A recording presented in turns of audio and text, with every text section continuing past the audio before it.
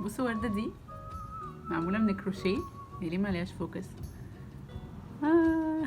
وريحتها حلوة قوي، جات لي هدية. ايه الاخبار؟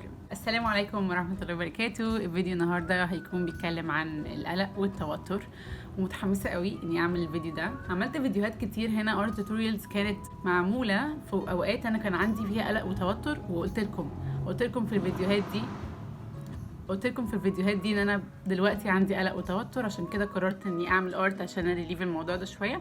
فمتحمسه جدا اني اعمل فيديو كامل بيتكلم عن كل اساليبي للتعامل مع القلق والتوتر. فخلينا بس قبل ما ابتدي الفيديو اطمنكم انه القلق والتوتر موجودين عند كل الناس، وشيء طبيعي جدا انه يكون موجود عند كل الناس في الكام سنة الأخرانيين اللي احنا بنعيشهم. وبتهيألي ان الانسان المفروض يقلق ويتوتر لو هو ما عندوش قلق وتوتر، عشان كل حاجة بتزقنا ناحية الموضوع ده. اخبار اقتصادية، اخبار سياسية، اخبار انسانية، الموضوع بقى فيه عدم استقرار وحاجات غريبة واشياء مش منطقية بتحصل طول الوقت. فمفيش كومفورت زون خالص الانسان عارف يقعد فيه ويبقى تمام كده مستجم. ده غير طبعا اللي احنا عمالين نتكلم عنه بقالنا كتير قوي، فكرة الكونتنت السريع القصير، فكرة المايند سيت اصلا اللي محطوطة جوانا بتاعت ان احنا لازم نكون منجزين طول الوقت، وان احنا دايما بنقدر كل حاجة في الدنيا من النتيجة بتاعتها ومن الانجاز بتاعها، مش من البروسيس بتاعتها. فاحنا طول الوقت بندور على الانجاز السريع، فطول الوقت احنا عايشين في توتر. فبس عايزه اقول لكم انه لو انتوا عندكم توتر وقلق ما تتخضوش وما تستغربوش، وده شيء طبيعي. وعلشان هو شيء طبيعي فاحنا ما ينفعش نفضل طول الوقت بنحاربه وطول الوقت بنتخانق معاه. محتاجين ان احنا نعامله كصديق، مش لازم كصديق ان احنا نحبه يعني، بس اللي هو حد عايش معانا. فمحتاجين ان احنا نكون، بصوا بقى الحته الجايه دي، محتاجين ان احنا نكون بنتعامل مع القلق والتوتر، مش بنتخانق مع القلق والتوتر، علشان هم موجودين طول الوقت. فلو احنا طول الوقت بنتخانق معاهم فاحنا بقى عندنا قلق وتوتر، وبقى عندنا خناقه، فبقى عندنا تعقيدات ثنائيه الابعاد يعني. فاحنا مش محتاجين نعمل كده خالص. في الفيديو ده هقول لكم مجموعه حاجات انا بعملها. اول مره بدات اعرف ان انا عندي قلق وتوتر كان في 2021، فانا بعملها بقالي تقريبا سنتين. بتحسن من ادائي ومن حالتي كتير لما بيكون عندي قلق وتوتر. والجزء الثاني بقى، او الكي وورد الثاني اللي هنتكلم عنه في الفيديو، هو الاستهلاك والانتاج. يعني ايه كلمه استهلاك؟ في ناس بتتكلم عن الكلمه دي عادي، بس انا بالنسبه لي الكلمه دي ليها معنى سلبي كبير قوي. وايه الفرق ما بين كلمه استهلاك وكلمه استخدام؟ استهلاك هو حرق في الحاجه، حرق في اي حاجه في الدنيا، حرق في منتج، حرق في شوبينج، حرق في اكل، حرق في لبس، حرق في وقت، حرق في علاقات. استهلاك هو حرق سريع من غير تقدير للاشياء، ومن غير وعي وادراك بيها، ومن غير شعور بقيمتها. حاسه بقول كلام كبير بس هتفهموا قصدي. لكن استخدام هو اني بتعامل مع كل حاجه بوعي، وبتعامل مع كل حاجه وانا مقدر قيمتها، وانا عارف انا بعمل ايه. انا مش عمال يعني، عارفين لما تبقوا مثلا متوترين فتدخلوا المطبخ تقعدوا تنقنقوا اي حاجه، خرجت من المطبخ قلت لك انت اكلت ايه، مش هتبقى فاكر اصلا انت اكلت ايه، عشان انت قاعد بتلم اي حاجه قدامك بتحطها في بقك. لكن استخدام انت بتاكل برضو، بس انت حاطط حاجات في طبقك وعارف انت بتاكل ايه كويس، وعارف انت مختارها ازاي والكلام ده. استهلاك ممكن تبقى في العلاقات، ان انت عمال تستهلك ومش مركز مع اي حاجه. وحتى الشخص اللي بنسميه كونسيومر هو الشخص اللي عمال يحرق منك على الفاضي ومش بيقدر ده، فهو بيكونسيوم الطاقه بتاعتك او ايا كان. مش عايزين ندخل في حوارات ملهاش لازمه. خلوني اقول لكم اول حاجه بعملها، او اول مجموعه حاجات او مجموعه انشطه بعملها لما بيكون عندي قلق وتوتر. بستخدم فيهم الانتاج مش الاستهلاك، وبيحسنوا كتير جدا من حالتي المزاجيه. الفري اكسبريسنج بالارت، التعبير الحر بالفن. هنا اول حاجه بنعملها ان احنا ما بنزنقش نفسنا في نتيجه واحده لازم نوصل لها، فبنشيل من على نفسنا اي قلق او توتر ممكن نحس بيه طول ما احنا شغالين. عكس كل حاجه تانية بنعملها في الحياه، ان احنا دايما بنبقى عايزين نوصل لنتيجه، نتيجه في الشغل، نتيجه في الحياه الشخصيه، دايما احنا بنبص على النتيجه. فكل حاجه بتحصل في النص بنبقى منزعجين منها لحد ما بنوصل للنتيجه. فالتعبير الحر بالفن حاجه بتركز جدا على البروسيس، مش بتركز على النتيجه.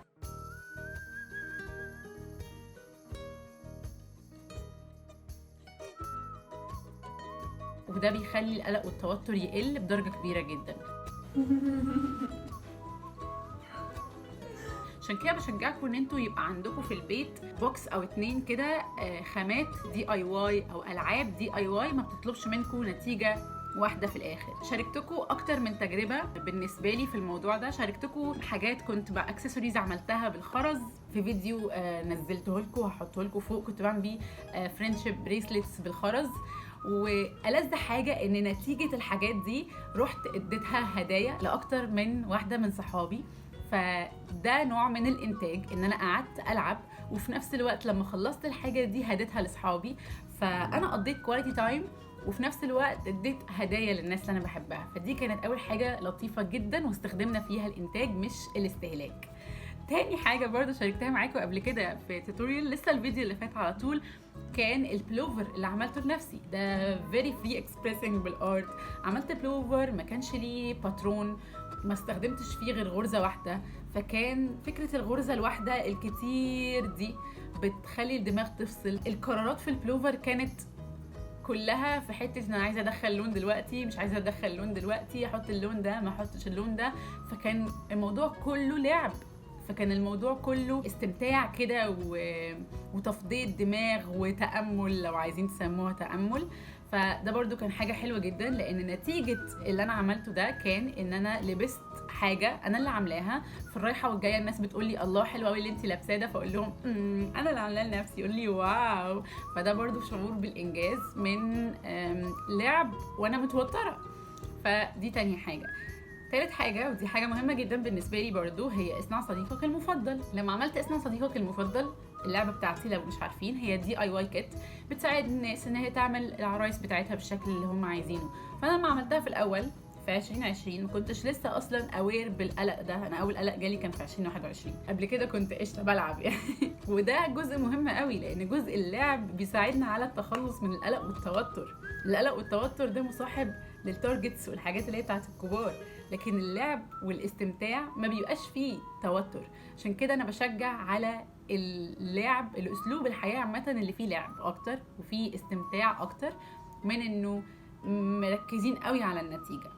فاصنع صديقك المفضل بدأت كلعبة للأطفال عشان يعملوا العرايس بتاعتهم وقت ما هم عايزين، زي ما هم عايزين بالشكل اللي هم عايزينه. وقت الكورونا لما كانت كل الناس قاعدة في البيت وأنا ما كنتش عارفة أدي ورش للأطفال، فقلت طب ما تخليني أعمل الورشة دي عن بعد، أبعت لهم الأدوات على البيت وأعمل لهم التوتوريالز هنا على يوتيوب. اكتشفت لما بدأت أجمع فيدباكس من الناس إنه الكبار كمان بيستخدموها علشان يلعبوا ويطلعوا نتائج مش واحدة، مش لازم تبقى النتيجة دي واحدة. وبالتالي ده بيخليني أنا قاعد مستمتع باللعبة، مش عايزة أوصل لنتيجة معينة ولو وصلت لها يا لهوي أنا بعمل إيه. زي البازل مثلا، ما هو البازل بيبوش يو إن أنت تطلع نتيجة واحدة، ولو ما طلعتش يبقى أنت ماشي غلط، فبيزود حتة التوتر. فأول حاجة بالنسبة لي هي الارت. وفي برضو حاجة أنا بحبها قوي هي الجورنالينج. الجورنالينج مش يعني هو الجورنالينج ليه طرق كتير قوي.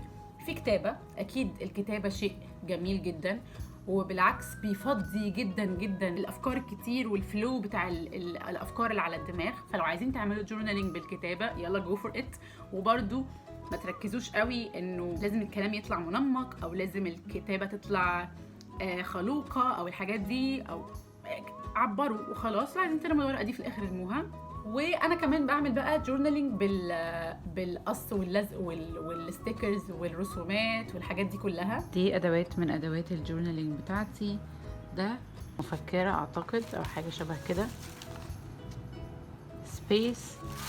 ده ورق A4 عادي انا طبعاه. هعلمكم النهارده كمان ازاي ممكن تعملوا لنفسكم ستيكرز. يعني الستيكر ده انا اللي كنت عاملاه، فهعلمكم ازاي ممكن تعملوا لنفسكم ستيكرز. الشيتس دي كنت شارياها من سوق الورق في العتبة. ده كنت شارياه من شيروكي في كايرو كوميكس. وباي ذا واي كايرو كوميكس هيكون في شهر 11، فهتبقى فرصة كويسة جدا ان انتوا تروحوا تشتروا ستيكرز ومطبوعات بشكل عام. ده من مكتبة عادي كانت بنت خالتي جايبهولي. دي ستيكرز عادية، ودي اللي اسمها ايه اللي هي الهايلايترز كده. فبشتري ستيكرز عامة وبعمل ستيكرز كمان. والجورنالينج ممكن يكون يدوي، ان احنا نعمل الحاجات دي بايدينا على ورق. ومش قادرة اقول لكم بجد الموضوع ده ازاي بيستهلك طاقه بقى، هو نفسه بقى بياخد من طاقتك وبياخد كل الاسترس بتاعك.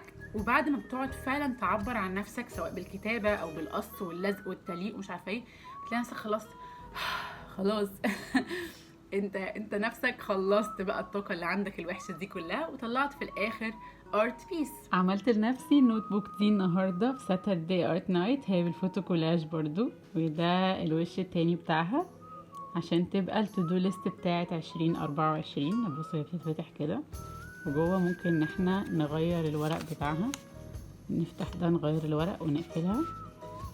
ده الثيم بتاع السنه الجديده بتاعتي. النهارده 16/12 على فكره، النهارده مش يوم تصوير الفيديو، النهارده بعد تصوير الفيديو تقريبا بشهر، عشان انا في الفيديو بقول لكم احنا بقالنا شهر في ساتردي ارت نايت، النهارده بقالنا شهرين. فده الثيم بتاع السنه اللي انا عايزاه يكون، وهنا حطيت الثيم برضو بس بالصور. ايه رايكم؟ اكتبوا لي في الكومنتس حبيتوها قد ايه، قد البحر ولا قد السما ولا قد النجوم. وممكن كمان نعمله ديجيتال. فانا مثلا من ضمن الحاجات اللي طلعت وقت التوتر والقلق بتاعي ليه علاقه بالقص واللزق وكده ديجيتال، كان الرول اب بتاع اصنع صديقك المفضل. انا كنت في وقت امتحانات، وكل ما ازهق من المذاكره اروح فاتحه فوتوشوب واقعد اقصقص الصور بتاعه العرايس المعموله باصنع صديقك المفضل، ورحت عامله ديزاين بتاع الرول اب، ورحت عملت رول اب لاصنع صديقك المفضل عشان ابقى بحطه معايا في الورش وفي الايفنتس، وكان معايا في ميكر فير، وكان رول اب لطيف جدا. فده انتاج برضو في لحظات التوتر. وبستخدم الجورنالينج كمان على فوتوشوب في اني اعمل ديزاينز تكون بقى بتعبر عني.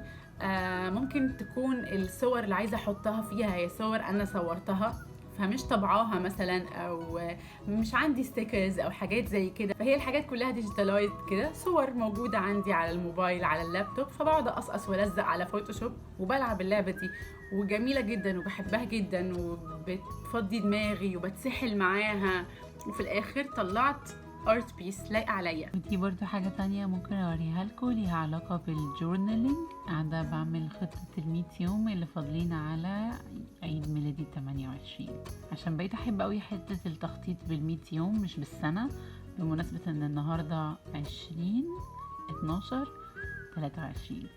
فالارت جميل قوي مع التوتر. وعلى فكره عايزه اقول لكم على حاجه برضو لو انتوا انترستد في الموضوع ده بس مش عايزين تعملوه لوحدكم، ان انا دلوقتي بقى عندي بروجرام جديد للبنات الكبار اللي في سني اسمه ساتردي ارت نايت. هو برنامج بيستخدم الفنون او التعبير الحر بالفنون تو فيل جود، عشان نزود السيلف اويرنس عندنا، عشان نقلل القلق والتوتر اللي عندنا. فالموضوع ده بقى موجود وانا متحمسه جدا ليه الفترة الجاية. كمان احنا بقالنا شهر عملنا فيه كذا حاجة، عملنا فيه نحت، عملنا فيه سترينج ارت واركات، وكنت متخيلة ان الموضوع لما يبدأ هيبقى بنات بقى وكتكتة وكده، فهنقعد نعمل بقى تطريز، هنقعد نعمل خرز كروشيه، حاجات اللي هي بناتي دي. بس البنات حبوا ان هم يخشوا على طول نحت ويخشوا خشب، فدي برضو حاجات بتسحلنا قوي معاها، وده كله بيفضي الدماغ اكتر بكتير. وبنستخدم لعبة اسمها دي اسكس، هي لعبة فيها اسئلة بتزود السيلف اويرنس عندنا، فبتخلي الناس يعملوا صحاب جداد، يبقى علاقتهم ببعض اقوى، وحتى الواحد بيبقى بيسأل نفسه اسئلة كده بتزود عنده هو شخصيا الوعي الذاتي. فمتحمسة قوي لساتردي ارت نايت كمان الشهر ونص الجايين، لانه البروجرام بتاعه الشهر ونص الجايين حلوين قوي. فلو عايزين تشاركوا معانا في ساتردي ارت نايت ممكن تبعتولي كل اللينكس بتاعتي تحت في الديسكريبشن. ودلوقتي يلا ندخل على الانشطة رقم 2 اللي بحب اعملها لما يكون عندي قلق وتوتر، عشان احسن الموضوع شوية.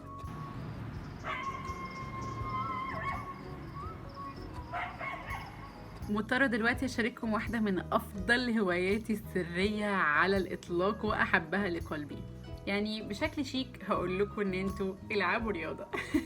روحوا جيم، اهلكوا نفسكم في الجيم، غلوا وطلعوا كل الطاقة اللي جواكم في الجيم، او العبوا رياضة في البيت. ودي الحاجات اللطيفة اللي احنا ممكن نقولها، لان فعلا الحركة الجسدية والارهاق الجسدي والرياضة بينسوا الناس الافكار السخيفه اللي ممكن تكون في دماغهم او المشاعر السخيفه اللي ممكن تكون عندهم، لانهم بيبقوا شاعرين بنوع تاني خالص من التعب يعني. بس انا بقى بحب اعمل ايه؟ انا بحب انزل امشي في الشوارع، وبحب انزل امشي مسافات طويله من غير اي سماعات ولا اي حاجه، لان انا اصلا بتبقى دماغي مليانه افكار، فمش عايزه اسمع حاجه تانية. الجزء بقى السري في الموضوع ان انا بحب قوي امشي في الشوارع الضلمه بالليل. الموضوع بيزود الادرينالين قوي عندي، فببقى دم دم دم دم دم دم دم، فببقى فعلا مش مركزه غير في اني دلوقتي ايه، فين اول شعاع نور جاي. ممتع قوي بالنسبه لي، من الحاجات اللي بتبسطني بجد ان انا انزل امشي مسافات طويله، اتفرج على المحلات لو في شارع زحمه. انا مثلا ما بتضايقنيش خالص الزحمه، بالعكس بتفصلني عن الافكار اللي في دماغي، وبحس فيها ان انا واحده من كتير، وفي ناس كتير قوي في العالم مشكلتي دي او الحاجات اللي مخلياني بفكر كتير ومسحوله وكده حاجات بسيطه قوي بالنسبه للعالم. ف... فهدئي من روعك. ولما بنزل امشي في الشوارع الضلمه، لانه انا المنطقه اللي ساكنه فيها كده وفيها كده يعني، فبعدي على الاثنين في نفس اليوم عادي، بس بحب الحته بتاعه الشوارع الضلمه جدا. بجد جربوها هتتبسطوا. ويلا نروح للأنشطة رقم 3. الأنشطة رقم 3 حاجة هتبسط الأمهات قوي بصراحة. وقد تبدو إن هي حاجة بناتي، بس هي مش حاجة بناتي خالص. متهيألي الفيديو ده كله شكله حاجات بناتي، بس هو مش حاجات بناتي خالص صدقوني. ده الأرت بناتي، ولا التمشية في الشارع بناتي، ولا الأعمال المنزلية بناتي. واحدة من الحاجات اللي بحب أعملها ساعات كتير لما بكون متوترة، إني أعمل عمل منزلي ليه علاقة بالعناية بالمكان بتاعي أو بحاجتي أو كده، ويكون ذو وتيرة واحدة. ناس كتير قوي من الناس اللي هي بتاعت علم النفس والكلام ده. عامة الفيديو ده كله تجارب شخصية، ملوش أي علاقة بالدراسات، بس كل يعني أنا مش عاملة دراسات، بس كل الحاجات دي موجودة في الدراسات. ودوروا براحتكم، يعني مش هحط لكم مصادر تحت، بس دوروا براحتكم، ما بخافش من حد على فكره. المهم ان الاعمال ذات الوتيره الواحده، اللي هي مثلا ان انا مثلا من هواياتي المفضله ان انا كل ما اقلق او اتوتر اروح راميه كل هدومي قدامي واقعد ان انا اكويها. فالمكوى فيها حركه واحده، رايحه جايه رايحه جايه رايحه جايه، عمل ذو وتيره واحده. التارجت بتاعه قريب قوي وبسيط قوي، ان انا التكسير اللي في القماشه دي يتفرد. فموضوع بسيط وبيحسس بالانجاز، وبعدين بتلاقي نفسك اخر اليوم عندك لبس الاسبوع كله مكوي، فحاجه جميله.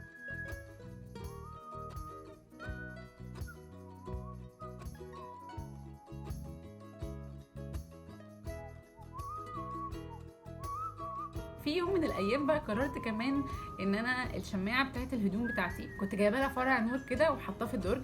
ففي يوم قررت ان انا اعلق بقى فرع النور ده، واعمل بقى الجو الجميل اللي انتوا شايفينه ورايا ده في الاوضه ومش عارفه. وبعدين بقيت الله قاعده باصه كده على هدومي وبتاعت الاسبوع كلها وهي متعلقه وجاهزه، عشان انا كنت متوتره وقلقانه. فحولت ده من حاجه سخيفه ودمها تقيل لحاجه حلوه وانجاز بسيط قوي. ان انا قعدت عملت، مفيش تشغيل دماغ في الموضوع، بالعكس فيه سرحان تماما وفصل للتفكير والدماغ، لان الميشن قريبه. فاعملوا اي عمل منزلي بتحبوه ذو وتيره واحده. من الحاجات بقى اللي عملتها اول مره في حياتي السنه دي من شهر ونص كده تقريبا، كانت ان انا عملت تورته عيد ميلادي بعد 6 شهور من عيد ميلادي. فالموضوع ده كان فيه ميكس ما بين انه عمل منزلي وانه ارت. ليه؟ لاني عملت تورته برضو زي كل حاجه بعملها في حياتي، اكسبريسيف جدا. كنت محوشه فراوله من الشتاء اللي فات، من الموسم بتاع الفراوله اللي فات، فطلعتها وقعدت بقى العب اعمل كيك، وبعدين احط كريم شانتيه بمنتهى السلاسه، وبعدين قعدت بقى احط الفراوله عشان تبقى يعني نازله من جوه الكيك. فكان صباح اللغوصه وصباح اللعب وصباح الحريه وصباح التركيز بقى. انا قعدت يوم كامل بعمل التورته دي، شغله دماغي سحلاني. والله بجد، بس كانت نتيجتها حلوه قوي لانه عجبتني قوي، كان طعمها حلو، كان شكلها جميل زي ما انا كان نفسي اني اعمل التورته بتاعت عيد ميلادي. ما عملتهاش وقت عيد ميلادي بصراحه، بس عملتها وان داي وعجبت اهلي مع ان اهلي ما بيحبوش التورتات الفانيليا وبيحبوا تورتات الشوكولاته، بس عجبتهم. فده كان احساس بالنسبه لي جميل قوي، واحساس بالانجاز كبير قوي. وذاتس ات، هو ده الفيديو. لما المره الجايه تحسوا بقلق وتوتر، ما تحسوش بغضب او بزعل او بكركبه ان انتوا حاسين بقلق وتوتر، لان ده شيء طبيعي. كل الناس طبيعي في الوقت ده من العالم ان هي تحس بيه، لكن خلي عندكم طريقه، مش ان انتوا تقاوموا او تتخانقوا معاه، لان كل الناس بتخرج من الخناقه وفي نص الخناقه وبعد ما الخناقه تخلص مش مبسوطه. خليكوا بس عارفين ان انتوا ازاي تتعاملوا معاه وتاخدوا الموضوع ده لحته افضل من اللي انتوا فيها بمنتهى السلام. وشكرا ليكم ان انتوا شفتوا الفيديو لحد هنا. قولوا لي انتوا ايه طريقتكم في التعامل مع القلق والتوتر، وايه اكتر طريقه في الفيديو ده عجبتكم وعايزين ان انتوا تجربوها. لو عايزين تطلبوا اسم صديقك المفضل، اللينكس بتاعتي كلها تحت ممكن تطلبوها منها. لو عايزين تكونوا جزء من ساتردي ارت نايت، اللينكس بتاعتي كلها تحت، تقدروا ان انتوا تبعتوا لي عشان تنضموا لينا. وانتوا تحت ممكن تعملوا لايك للفيديو ده، وتقدروا تخشوا كمان تتفرجوا على فيديوهات اكتر في القناه. متاكده تلاقوا فيديوهات كتير قوي هتعجبكم. ولو عجبتكم اعملوا سبسكرايب للقناه ودوسوا على زرار الجرس ودوسوا على كلمه اول عشان توصل لكم كل النوتيفيكيشنز بالفيديوهات اللي جايه، لان في فيديوهات حلوه كتير قوي جايه. واخر حاجه، سلموا على الورده الكروشيه والارنوب الكروشيه بتوعي. سلام. ما تنسوش تكونوا مبسوطين وتعملوا لهم حاجات حلوه اكبر منكم بكتير.